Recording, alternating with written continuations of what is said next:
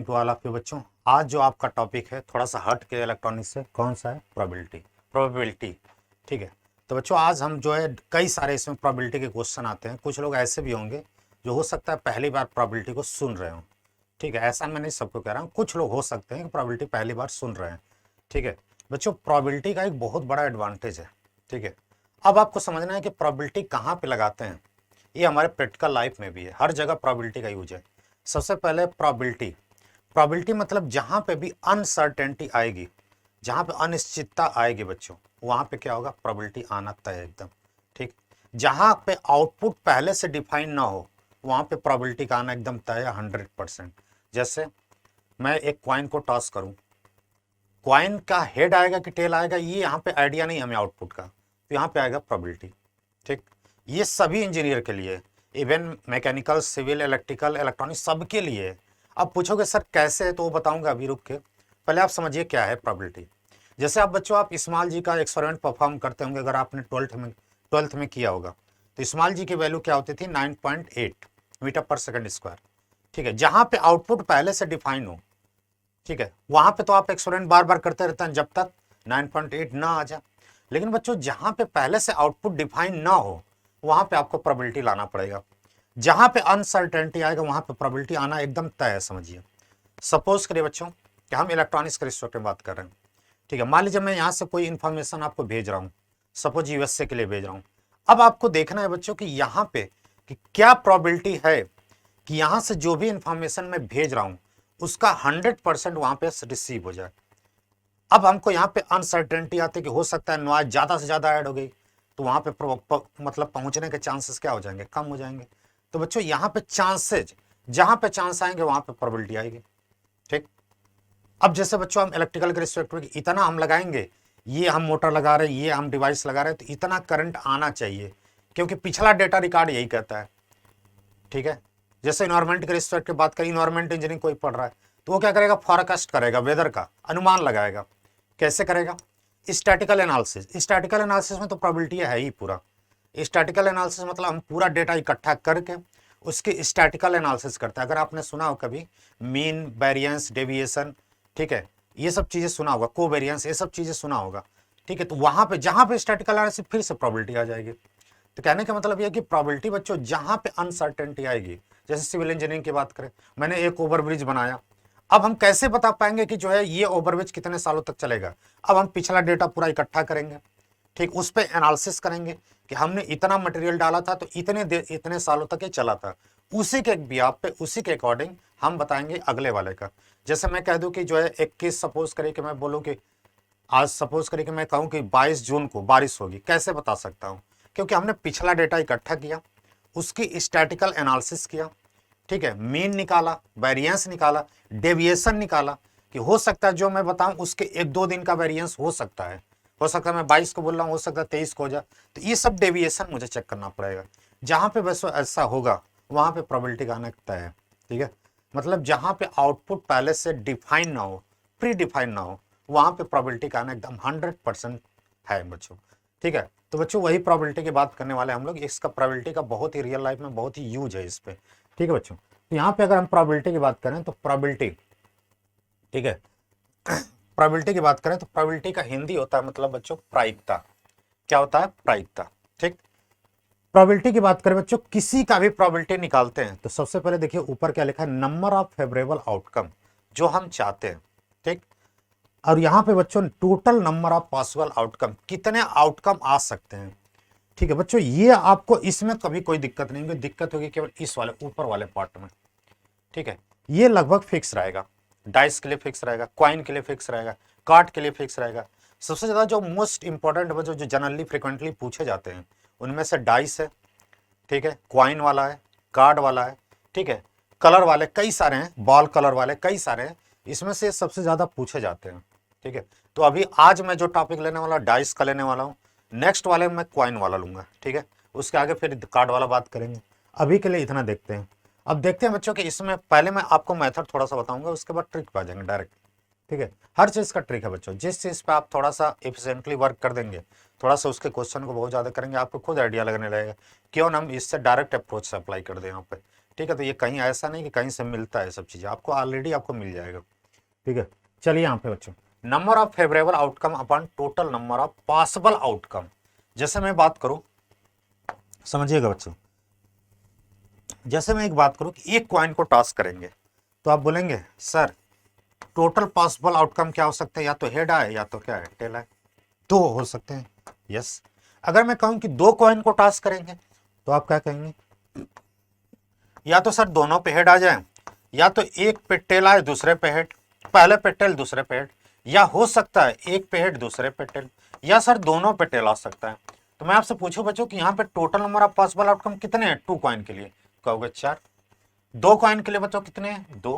तो इसका मतलब हम कह सकते हैं कि n कॉइन है तो total number of possible outcome 2 के पावर n होंगे। यस, बिल्कुल सही बात है। ठीक, तो बच्चों ये तो आपका सबका फिक्स रहेगा, ये आपको अकॉर्डिंग टू द क्वेश्चन आपको निकालना पड़ेगा। समझ गया बात। जैसे आप क्वेश्चन करें बच्चों, आपसे आपसे कह दूं मैं कि अगर एक कॉइन को टॉस करें क्या प्रोबेबिलिटी है कि हेड आ जाए, तो या तो हेड आए या टेल आए। बच्चों यहाँ पे एक ही वाला है प्रोबेबिलिटी कि यहाँ पे हेड आए, तो क्या कहूंगा 1। टोटल आउटकम बच्चों कितने हैं, 2, तो 1/2। टेल आने की प्रोबेबिलिटी 1/2। अब मैं पूछूंगा बच्चों कि जैसे दो कॉइन को टॉस करने हैं, क्या प्रोबेबिलिटी है कि दोनों टेल आए, तो कहेंगे 1/4। क्या प्रोबेबिलिटी है कि एक हेड दो टेल आए, ठीक है, दोनों अलग अलग हो, तो आप क्या कहेंगे, देखिए दो कंडीशन है यहाँ पे, फेवरेबल आउटकम में कितने हैं, 2, तो क्या कहोगे बच्चों 2/4। ठीक, क्लियर है, मतलब 1/2। ऐसे क्वेश्चन। अब अगर डाइस की बात करें बच्चों, थोड़ा सा डाइस के इसका ट्रिक बताऊंगा बच्चों नेक्स्ट क्लास में, बहुत शानदार ट्रिक बताने वाला हूं। अब बच्चे डाइस की बात करेंगे तो कहोगे सर डाइस में 1 2 3 4 5 6 होंगे। फेयर डाइस बार बार एग्जाम में देखते होंगे, फेयर डाइस बोलता है, ये नहीं कि आप सारे डाइस लिए सब पे एक ही नंबर लगा दिए। फेयर डाइस मतलब जो नॉर्मल डाइस होता है जिससे हम खेलते हैं। ठीक है, यहाँ पे बच्चों अगर बात करें तो कितने, एक डाइस के कितने पॉसिबल आउटकम है, 6।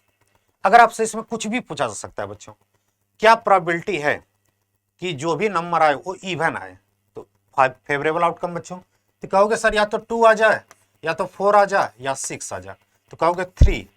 टोटल फेवरेबल आउटकम कितने हो गए, 3, और टोटल आउटकम कितने बच्चों, 6। मुझे लगता है कि आप पहली बार भी सुन रहे हो तो आपको 100% ये बात क्लियर हो रहेगी। उसी तरह 8 के भी पूछ सकता हूँ बच्चों, उसी तरह मैं पूछ सकता हूँ कि प्राइम नंबर आने की प्रोबेबिलिटी बता दीजिए। ठीक, क्लियर है, कुछ भी पूछा जा सकता है। उसी तरह बच्चों अगर दो कॉइन की बात करेंगे, एक एक कॉइन के सॉरी एक डाइस की बात करें यहाँ पे तो कितने हैं, 6 हैं। उसी तरह जब दो डाइस को करेंगे बच्चों तो दो डाइस में अलग अलग कंडीशन होगी, उसके लिए मैंने बहुत टाइम ना लगे इसलिए मैंने पहले से करवा दिया इसको। देखिए देखिए बच्चों, दो डाइस की बात करें तो दोनों पे या तो 1-1 हो सकता है, या तो 1-2 हो सकता है, 1-3 हो सकता है। याद रखिएगा बच्चों, कभी भी आपको जरूरत पड़े तो आप इस तरह लिखेंगे, कोई भी मिस नहीं होना चाहिए। एक भी मिस हुआ मतलब क्वेश्चन पूरा गलत हो जाएगा। तो आप इस तरह से लिखेंगे, पहला नंबर 1 फिक्स कर दीजिए और दूसरा नंबर वेरी कराइए। 1 पहले पे 1 आ जाए, दूसरे पे 1, पहले पे 1 दूसरे पे 2, पहले पे 1 दूसरे पे 3, 1 4 1 5 1 6, फिर 2 से स्टार्ट करिए। इसमें आपका कभी मिस नहीं होगा। हालांकि इसकी कोई जरूरत नहीं यार, अभी ट्रिक बता दूंगा सब खत्म हो जाएगा काम ही। ठीक है, आ जाओ बच्चों यहाँ पे देखो, सबसे पहले देखो यहाँ पे टोटल पॉसिबल आउटकम करेंगे तो 6, तो यहाँ पे कितने हो गए, 36 हो गए। देखिए 1 2 3 4 5 6। ठीक, और यहां से अगर देखें तो टोटल कितने हो गए, 36 हो गए। देख पा रहे हैं, 1 2 3 4 5 6, तो 36 हो गए। इसका मतलब सर एक डाइस था तो 6 थे, 2 डाइस हुए तो 36 हुए। इसका मतलब सर आप ये कहना चाहते हैं n डाइस होंगे तो बच्चों 6 के पावर क्या हो जाएंगे, n। क्लियर बच्चों, तो डाइस के केस में टोटल पॉसिबल आउटकम जो होंगे बच्चों 6 के पावर n होंगे। एक डाइस होगा तो 6, 2 डाइस होगा 36, 3 डाइस होगा तो 6 के पावर 3। ठीक, ये बच्चों होगा। अब यहाँ पे क्वेश्चन कुछ भी बन सकता है बच्चों। अगर आपसे कोई कह दे कि 2 dice are throw, what is the probability that कि दोनों डाइस के नंबर सेम आए, दो डाइस को थ्रो किए जा रहे हैं, क्या प्रोबेबिलिटी है कि दोनों डाइस के नंबर सेम आए, जैसे एक पे 1 तो दूसरे पे 1, एक पे 2 तो दूसरे पे 2। अगर मैं देखूं बच्चों ये टोटल पॉसिबल आउटकम है, तो अगर आप चेक कर पा रहे हैं तो मुझे लगता है हर लड़का ये बोलने के लिए तैयार है कि सर एक काम करिए, यहां पे देखिए 1 1, ये वाला पकड़िए बच्चों, ये वाला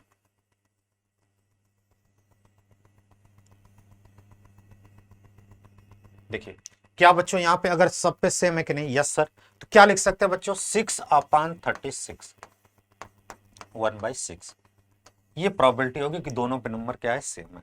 दूसरा क्वेश्चन बन सकता है बच्चों कि 2 डाइस को थ्रो कर रहे हैं, क्या प्रोबेबिलिटी है कि पहले डाइस का नंबर दूसरे डाइस के नंबर से क्या होगा? बड़ा होगा। ये बना लेंगे तो आधा क्वेश्चन आपका कवर कर देगा। कैसे सर? चेक करिए।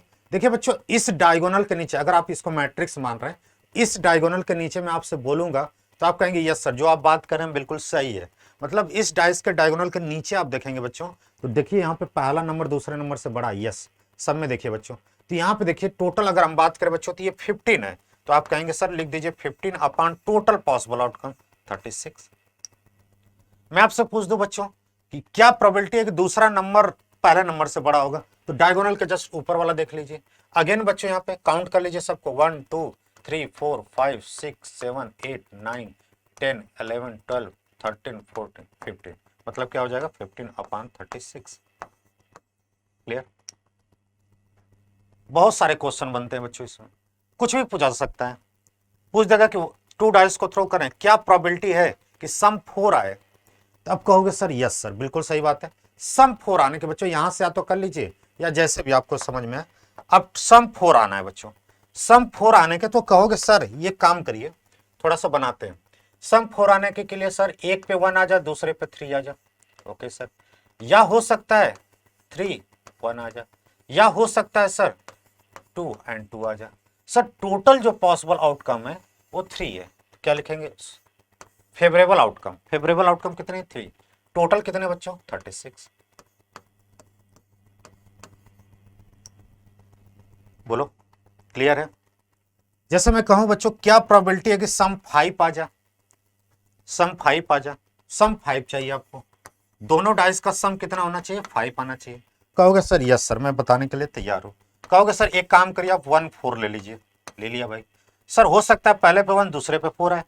दूसरा बताइए सर, पहले पे हो सकता है 4 आए, दूसरे पे 1 आए। और कोई नहीं है क्या? है बच्चों। कौन सा?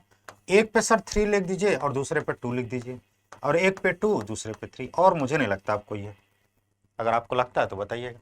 तो बच्चों यहाँ पे कितने हैं? 4। तो 4 अपॉन बच्चों क्या हो जाएगा? 36। मुझे लगता है आप समझ चुके हैं बच्चों। ठीक, 4/36। सम 2 आने के एक ही चांस है बच्चों। सम 2 आने के बताइए 1 1 आ सकता है, इसके अलावा और कोई पॉसिबिलिटी है ही नहीं।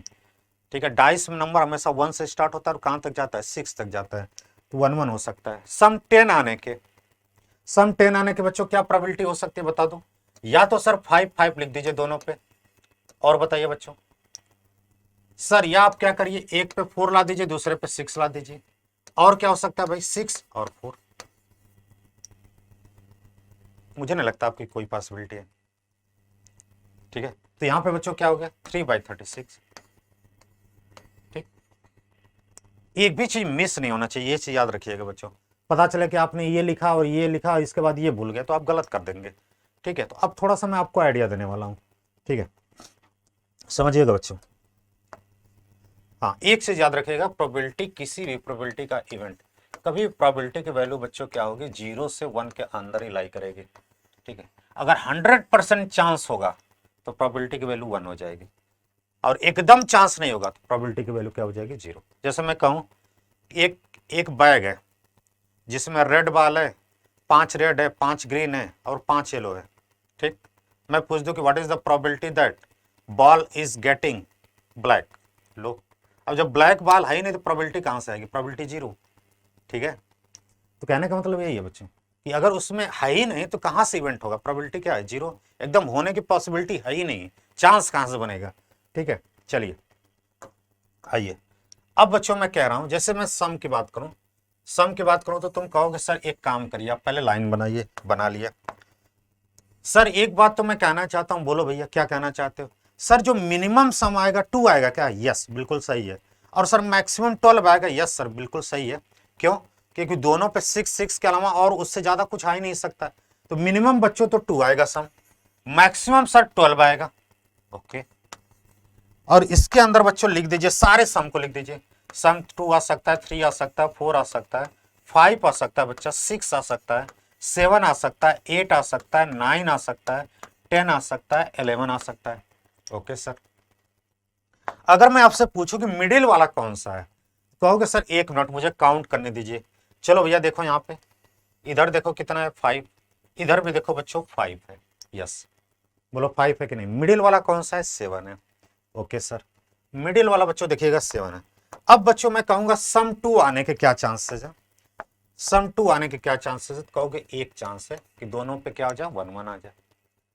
सम 3 आने के क्या चांस है, 1 2 या 2 1। ओके सर, मतलब दो तरीके हैं, दो फेवरेबल आउटकम है। सम 4 आने के बच्चा 3, अरे सर ये तो नंबर आप लिख रहे हैं, बिल्कुल नंबर लिख रहे हैं बच्चा, 5 6। अब क्या करिए बच्चों, इसके बाद पलट दीजिए, 6 को यहाँ मिडिल के बाद से पलटना स्टार्ट करिए। अब 5 यहाँ लिख दीजिए, 4 यहाँ लिख दीजिए, 3 यहाँ लिख दीजिए, 2 यहाँ लिख दीजिए, 1। अरे सर ये तो बिल्कुल ही आसान हो गया। यस बिल्कुल बिल्कुल बच्चों आसान है। ठीक है, जो आप हो सकता है, ऐसा नहीं कि ये बहुत बड़ी चीज़ है। कोई चीज़ को बच्चों आप इतना ज़्यादा बार करेंगे ना, आपको खुद उसका आइडिया लग जाएगा। ठीक है, तो ये सब चीज़ें अगर ऑलरेडी आप पहले जाने, अगर ये क्वेश्चन आपका हो गया ना बच्चों, तो ये बहुत बड़ा प्लस पॉइंट है आपका। ठीक है, तो ऐसी ऐसी चीज़ों को अपने अंदर बनाए रहे, कितना आप फास्ट कर सकते हैं। ठीक है, इसीलिए आपके लिए किया जा रहा है सब चीज़ें। ठीक है बच्चों, यहाँ पे देखिए, अगर मैं पूछूं कि 5 आने, सम 5 आने की क्या प्रोबेबिलिटी है, तो आप कहोगे सम 5 जो है 4 तरीके से आ सकता है, तो 4/36। सम 8 आने के 5 तरीके, 5/36। ओके सर, ये तो तरीका हमको आ गया। अब मैं सबसे फास्ट कर लूंगा, अभी तुमको इससे भी फास्ट करेंगे, मतलब इतना फास्ट कर देंगे कि तुम क्वेश्चन को सोचने की जरूरत ही नहीं है, ये भी बनाने की जरूरत नहीं है, लेकिन स्टेप बाय स्टेप चलेंगे बच्चों। यहाँ पे देखिए, अगर मैं पूछूं बच्चों सम 5 आने के, तो डायरेक्ट कहोगे 4/36। सम 9 आने के 4/36। सम 10 आने के 3/36। Yes sir. अच्छा, अब समझिएगा बच्चों, अब थोड़ा सा मेरा लगेगा यहाँ पे रामबाण, ब्रह्मास्त्र। आइए देखिए बच्चों, यहां तक आपसे कभी भी सम 7 तक कोई पूछे, सुनो गाइज, सम 7 तक जब भी कोई पूछे बच्चों, तो आप क्या करना, एक कम कर देना। सम 2 dice are throw, what is the probability that getting sum is 7। 7 तक सर ने बताया था मुझे कि 7 तक कोई पूछे, तो एक कम कर देना। 7 में एक कम कर दिया, 6। 6 करके देखना नहीं, 6/36। Yes sir. सम 6 बच्चों 5/36। सम 5 बच्चों 4/36। सम 4 बच्चों 3/36। सम 3 2/36। Okay sir. सर आगे बताइए, आगे आप फंस जाएंगे, नहीं फंसेंगे बच्चों। जब ब्रह्मास्त्र लगता है तो कोई फंसता नहीं, उसके बाद सब कुछ खत्म, मतलब कुछ बचता ही नहीं है। देखते हो कि पहले जो रामायण आता था तो लास्ट में निकाला जाता ब्रह्मास्त्र, मतलब सब कुछ खत्म लास्ट में। अब देखो बच्चों यहाँ पे, सर यहाँ तो फेल हो गया ना बच्चा, फेल लगेगा इसमें। देखो यहाँ देखो बच्चों, इसके आगे देखिए बच्चों 8 है, यहाँ पे क्या है 5 है। हालांकि आप ये बना के कर सकते हैं, लेकिन मैं आपसे एक बात कहना चाहता हूं, अगर बच्चों इन दोनों को ऐड करें आप, तो हमेशा 13 आ रहा है। Oh my God, O M G. देखिए बच्चों, तीन इनको ऐड करो, देखो 8 5 13, 9 4 13, 10 3 13, 11 2 13, 12 1 13। इसका मतलब सर आप ये कहना चाहते हो, यस, सम 7 के बाद अगर कभी पूछे, तो जैसे मैं पूछ दो कि 2 dice are throw, what is the probability that getting sum is 8। अब आपके माइंड में कि 7 के बाद है, आपको 13 बनाना, 8 सर ने पूछा है, 8 में कितना ऐड करें कि 13 हो जाए। अब देखिए बच्चों 5, तो 5/36। सम 10 आने की, 10 में कितना ऐड करें कि बच्चों 13 हो जाए, तो 3/36। सम 9 आने की 4/36। अब मुझे नहीं लगता कि बच्चों इसका 2 डाइस का क्वेश्चन आपको एक भी सेकंड पेन चलाने की जरूरत है। मुझे लगता है कि जितना जल्दी पूछेगा उससे कहीं ज्यादा जल्दी बता दोगे। ठीक है, तो बस इतना याद रखिएगा बच्चों, यहां तक आपको जो है 7 तक आपको क्या करना है, एक कम करके अपन 36, और उसके आगे आपको टोटल को ऐड करके क्या बनाना है, 13 बनाना है, 13 बनाना है, और उसके बाद आंसर आ जाएगा। टोटल अपन 36 तो रहेगा ही। ठीक है, तो आज के लिए मुझे लगता है कि इतना काफी है। नेक्स्ट वाले लेक्चर में कुछ और लेक्चर की बात करेंगे। ठीक है, ये आपको बताइएगा कैसा लगा, फिर हम लोग शानदार तरीके से फिर और वीडियो बनाएंगे आपके, जो लाइव के लिए बहुत ही बेहतरीन होगा, जो ज़्यादा से ज़्यादा टाइम को मैं कम से कम टाइम कोशिश करूंगा कि आपका जो टाइम हो जितना ज़्यादा लग रहा है उसको कम से कम किया जाएगा। आप इसीलिए मुझसे पढ़ने आए या इस कोचिंग में इसीलिए आए कि कितने कम से कम टाइम में आप कितना जल्दी क्वेश्चन को जो है ट्रैक कर सकते हैं। ठीक है, पढ़ते तो सभी लोग हैं, थोड़ा अप्रोच आपके मैटर करेंगे बच्चों एग्जाम में, अगर आप कॉम्पिटेटिव एग्जाम में जहाँ पे कंपटीशन ऑलरेडी हार्ड है। ठीक है, तो आज के लिए बच्चों इतना ही, मिलते हैं नेक्स्ट लेक्चर में। आज के लिए बस इतना ही, थैंक यू सो मच।